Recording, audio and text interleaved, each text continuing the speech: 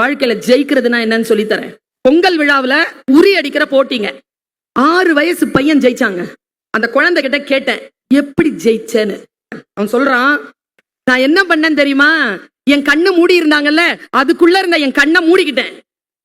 அப்பா, மூடன கண்ணுக்குள்ள அவன் மூடிட்டானா தியானத்துக்குள்ள போயிட்டான்னு அர்த்தம். அந்த 1000 பேருக்கு நடுவில் ஒரு குரலை நான் அடையாளம் கண்டு கொண்டேன். அது என் அம்மாவின் குரல். அத்தனை பேர் சத்தம் போடுறாங்க, விசில் சத்தம் கேக்குது. எல்லாத்தையும் வடிகட்டிட்டு அம்மாவுடைய குரல் மட்டுமே அவன் கான்சென்ட்ரேஷன்ல இருக்கு. என்ன குவாலிட்டி! 1000 பேர் சத்தம் போடுற நடுவுல, ராஜா லெப்ட்ல போ, ரைட்ல கொஞ்சம் வா, கொஞ்சம் ஒரு அடி முன்னாலவே போறான். கரெக்டா வரும்போது அம்மா சொன்னாங்க, கைய உயர்த்துறான். கைய உயர்த்தினான், அட்ரா இப்போ நான் பாருங்க, அடிச்சான், உரி உடைஞ்சிருச்சு. யாரை நீங்கள் பின்பற்றுகிறீர்கள்? யார் குரலை கேட்கிறீர்கள்? அந்த குரலை கேட்கின்ற பொழுது 1008 டிஸ்ட்ராக்ஷன் வரும். அந்த டிஸ்ட்ராக்ஷன் எல்லாத்தையும் உதிர்த்துட்டு நீங்க போகணும்னு சொன்னா, இந்த டீச்சரா ஒரு அம்மாவை உங்களுக்கு சொல்லித்தர, இந்த பிசாசை நிறைய பயன்படுத்தாதீங்க.